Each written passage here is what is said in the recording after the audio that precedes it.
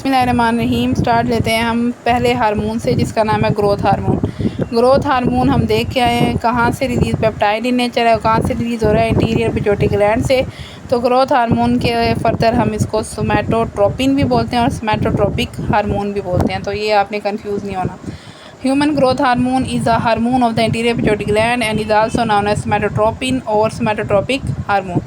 Its basic function is to cause body cells to grow, मतलब growth के लिए। अच्छा, आपने ना इसको याद कैसे करना है, हर हार्मोन को एक आपने डेफिनेशन की हेडिंग देनी है, एक आपने नेचर की हेडिंग देनी है, एक आपने देनी है फंक्शंस की। 3 हेडिंग इसमें आएंगी, ठीक है। तो ये याद रखिएगा, इस तरह हमने करनी है हर हार्मोन्स की 3 बातें। फंक्शंस में भी फर्दर आपने 5 पॉइंट करने हैं, कम से कम भी, क्योंकि अलग से फंक्शंस भी आ जाते हैं। तो 5 नंबर हमका सवाल है, तो 5 नंबर से हमारा ऊपर हो जाए, नीचे ना हो। तो इंट्रोडक्शन में हमने देख लिया डेफिनेशन के ग्रोथ हार्मोन्स कहाँ से रिलीज़ हो रहा है, एंटीरियर पिट्यूटरी ग्लैंड से। इसको सोमैटोट्रोपिन या सोमैटोट्रोपिक हार्मोन कहते हैं और इसका बेसिक फंक्शन, बुनियादी फंक्शन यही है कि बॉडी सेल्स की ग्रोथ करवाता है। अब नेचर की बात करें तो बस आपने यही याद रखना है, पेप्टाइड स्ट्रक्चर करने की कोई ज़रूरत नहीं है। फंक्शंस की बात करें तो फंक्शंस में फर्दर हमारे पास पॉइंट्स हैं कि कहाँ कहाँ पे इफ़ेक्ट करता है। पहला पॉइंट है हमारे पास प्रोटीन। अब इसने क्या करवाना है, ग्रोथ करवानी है। तो ग्रोथ के लिए हमें क्या चाहिए, ज़ाहिर है फैट भी चाहिए, प्रोटीन भी चाहिए और कार्बोहाइड्रेट्स भी चाहिए। तो इसको बॉडी में रिटेन करवाएगा। Effects of protein metabolism. Protein की मेटाबॉलिज्म में क्या इफ़ेक्ट है, ग्रोथ हार्मोन, GH का मतलब है growth hormone. Growth hormone has predominantly anabolic effects. Anabolic का मतलब होता है 2 चीज़ों का मिलना, तोड़ नहीं रहा, बना रहा है, न्यू रिएक्शंस हो रहे हैं, ठीक है। Anabolic effects on skeleton and cardiac muscle, it stimulates. जब एनाबॉलिक इफेक्ट करता है किसके ऊपर, स्केलेटन और कार्डिक मसल। स्टिमुलेट्स का मतलब है बढ़ा रहा है the synthesis of proteins, RNA and DNA।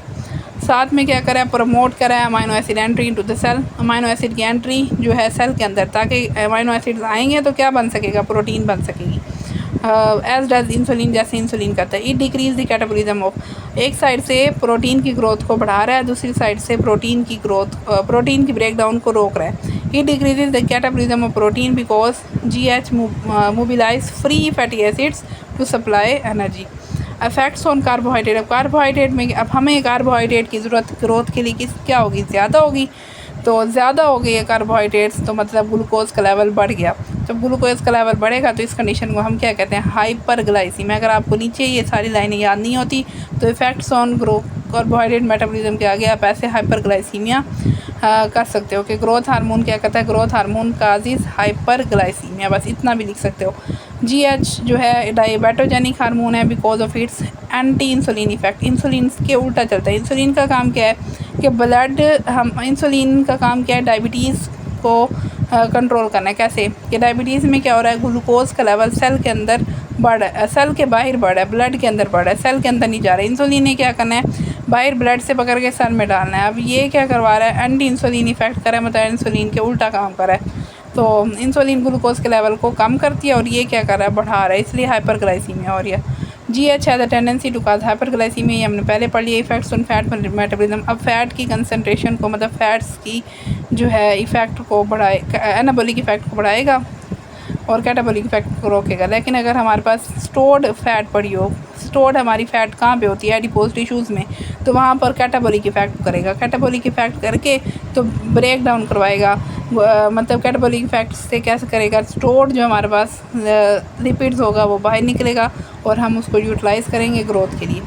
तो इसलिए बता रहे हैं कि has an overall catabolic effect adipose tissue. It stimulates the mobilization, का मतलब है निकालेंगे फैटी एसिड्स को फ्रॉम एडिपोज टिश्यू से, leading to decrease triglyceride content in fatty tissues, increase plasma level of fatty acid. Plasma के अंदर जो है फैटी एसिड और कोलेस्ट्रॉल का लेवल बढ़ेगा। फैटी एसिड्स और कोलेस्ट्रॉल मिलकर क्या बनाते हैं, लिपिड्स ही बनाते हैं। फैटी लीवर पे क्या इफेक्ट आएगा, this x due to excess mobilization of free fatty acids from adipose tissue. वही बात दोबारा आ गई।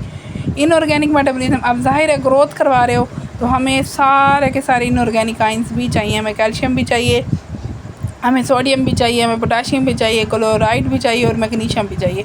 तो GH क्या करता है, इसकी रिटेंशन करवाता है, मतलब रोकता है, इनको सक्रिएट नहीं होने देता, बाहर नहीं जाने देता। तो GH इंक्रीज दी रिटेंशन होता है phosphorus and calcium in body. क्यों, क्योंकि फास्फोरस और कैल्शियम होंगे तो बोन्स की ग्रोथ होगी ना फर्दर। बोन्स के अंदर चीफ जो कंपोनेंट है बोन्स के अंदर यही है। Fluids may increase absorption from the GIT and inner tubules. It also causes the retention of sodium, potassium, chloride and magnesium.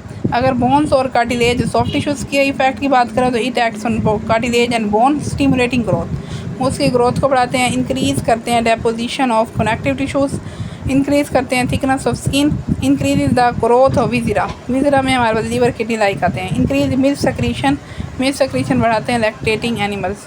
ठीक है, अगली हमारे पास है, अगला जो हमारे पास हार्मोन है वो है हमारे पास ऑक्सीटोसिन। ये भी इंपॉर्टेंट है। 3 हार्मोन जो पेपर्स में ज़्यादा रिपीट होते हैं, ज़्यादातर होते हैं, एक है हमारे पास ग्रोथ हार्मोन, दूसरा है इंसुलिन और तीसरा है ऑक्सीटोसिन। ऑक्सीटोसिन को हम लव हार्मोन भी कहते हैं। अब ये कहाँ से रिलीज़ हो रहा है? ये पोस्टीरियर पिट्यूटरी, पिछला कहाँ से हो रहा था? एंटीरियर से। अब ये कहाँ से हो रहा है? पोस्टीरियर पिट्यूटरी ग्लैंड से। केमिकल नेचर की बात करें तो जस्ट नाम कर लीजिएगा, पॉलीपेप्टाइड इन नेचर। एक्शंस वही फिजियोलॉजिकल एक्शंस हो गए। पहला इसका इफेक्ट होता है यूट्रस, जैसे सेक्रेट होगा यूट्रस पे इफेक्ट करेगा।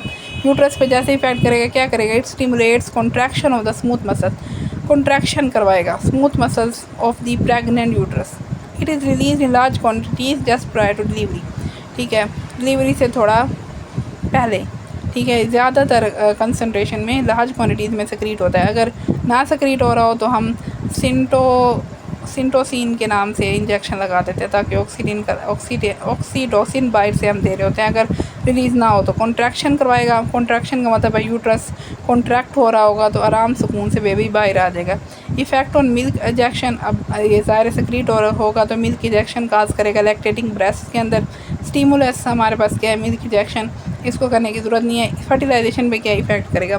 Oxytocin is also release, oxytocin release होता है ड्यूरिंग सेक्सुअल इंटरकोर्स। कोइटस का मतलब है sexual intercourse by nervous reflex. It causes uterine contraction and haves a sucking effect on seminal fluid.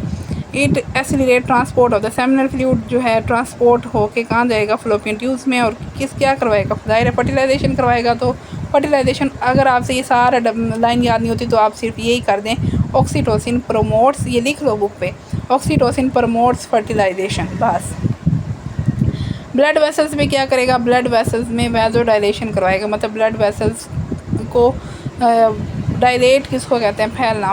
Blood vessels जो हैं फैलेंगी, जिससे क्या होगा? ब्लड प्रेशर कम हो जाएगा। पिट्यूटरी ग्लैंड पे क्या इफेक्ट है? प्रोलैक्टिन सेक्रीशन को बढ़ा रहा है, इनहिबिट कर रहा है एडीएच एंटी डायूरेटिक हार्मोन की सेक्रीशन को। और किस clinical indication for use of oxytocin, किन चीज़ों में हम ऑक्सीटोसिन यूज़ करते हैं? लेबर पेन, जब मैंने बता दिया, जैसे जब कौन से इंजेक्शन लगाते हैं। ट्रीटमेंट ऑफ यूट्राइन हिमोरेज, इसको ट्रीट करने के लिए। ठीक है, हिमोरेज कहते हैं जहाँ पे ब्लीडिंग ज़्यादा हो रही है यूट्रस के अंदर, तब। अगला हमारे पास most important hormone, growth hormone से ज़्यादा इम्पोर्टेंट, इंसुलिन। अब इंसुलिन क्या है? इंसुलिन का पहले बता दिया। इंसुलिन क्या करता है? ब्लड ग्लूकोज लेवल को जो है नॉर्मलाइज़ करता है। कैसे? कि लोअर करता है, लोअर। ज़्यादा लफ्ज़ हम नॉर्मलाइज़ नहीं करेंगे, लोअर करेंगे। ये जो है कंडीशन हमारे पास कौन सी है? डायबिटीज़, उसके अंदर यूज़ होता है। सेक्रीट कहाँ से हो रहा है? बीटा सेल से। बीटा सेल्स कहाँ पे मौजूद हैं? पेनक्रियाज के अंदर, islets of Langerhans of the pancreas में। तो इंसुलिन क्या है? स्मॉल प्रोटीन है which acts to lower the blood glucose level. This hormone is secreted by beta cell of the islets of the Langerhans of the pancreas. Chemical nature की बात करें तो ये हमारे पास जो है प्रोटीन इन नेचर है। Insulin small soluble protein containing 51 amino acids. Effects की बात करें, कार्बोहाइड्रेट मेटाबॉलिज्म पे क्या करवाता है? ये अब क्या करवाएगा? ज़ाहिर है ग्लूकोज की, it increases the entry of glucose into cells. Glucose को पहले बता दिया सेल के अंदर घुसाना है ना इसने, by stimulating the process of facilitated diffusion. Facilitated diffusion का मतलब है कि खुद ब खुद ही हमारे पास ग्लूकोज चल के जनाब अंदर चली जाएगी। स्पेशली इन मसल्स के अंदर, एडिपोज टिश्यू के अंदर, हार्ट के अंदर, smooth muscle of the uterus by activating glucokinase. But on the other hand insulin does not facilitate glucose entry. बाकी सब चीज़ों के मसल्स के अंदर घुसा रहा है, एडिपोज टिश्यूज़ के अंदर घुसा रहा है, हार्ट स्मूथ मसल्स के अंदर घुसा रहा है, यूट्रस वाली साइड पे भी घुसा रहा है, सिवाय वो कहते हैं किसके अंदर नहीं घुसा सकता? ब्रेन और रेड ब्लड सेल्स के अंदर। और ये क्या करवा रहा है? Utilization of glucose for energy को इंक्रीज़ करवा रहा है, ग्लाइकोजन स्टोरेज इन सेल्स। और ग्लाइकोजन स्टोरेज मतलब हमारे पास अगर एक्सेस ग्लूकोज हो जाए तो ग्लाइकोजन की शेप में स्टोर हो जाती है। और क्या करवा रहा है? कन्वर्ट करवा रहा है ग्लूकोज को into fat to be stored in adipose tissue. Fat metabolism की बात करें तो forms fatty acids from excess liver glucose. अब जो एक्सेस लीवर ग्लूकोज बचेगा ना, उससे फैटी एसिड्स बना लेंगे। कैसे बनाएंगे? By activating acetyl CoA carboxylase, ये हमारे पास इंजाइम है। Fatty acids are utilize from triglycerides which are stored in adipose tissue. It inhibit. अब अच्छा एक चीज़ और सुन लें आप लोग, जैसे अब ए बी सी हर जगह 3-3 4-4 पॉइंट है, आप इनमें से कोई एक पॉइंट करते जाओ, ठीक है, हेडिंग दे के एक पॉइंट करते जाओ। इस तरह आप इतना सारा नहीं लिखोगे, 5 नंबर का है सिर्फ, तो 5 फंक्शन में कम से कम एक लाइन आपने जो आपको याद रह जाए वो मेजर वाली। इट इनहिबिट्स हाइड्रोलिसिस ट्राइग्लिसराइड की हाइड्रोलिसिस को रोकता है, ब्रेक डाउन को रोकता है by inhibiting hormone sensitive lipase. Protein की बात करें तो इट का active transport of amino acid, अब एक्टिव ट्रांसपोर्ट करवाता है अमाइनो एसिड की सेल्स के अंदर, प्रमोट करवाता है translation of messenger RNA ribosomes to form new proteins, मतलब प्रोटीन्स की सिंथेसिस बढ़ाता है। मेजर पॉइंट आपने ये करना है। उसके बाद ज़ाहिर है जब सिंथेसिस बढ़ा रहा है तो कैटाबॉलिज्म ब्रेक डाउन रोक रहा है, ग्लूकोनियोजेनेसिस को इनहिबिट कर रहा है फ्रॉम अमाइनो एसिड से जो है ग्लूकोज का बनना रोक रहा है। ऑन ग्रोथ पे क्या कर रहा है, ग्रोथ को भी प्रमोट कर रहा है, एसेंशियल फॉर ग्रोथ है। नेक्स्ट हार्मोन हम अगली क्लास में देखेंगे, टेस्टोस्टेरोन।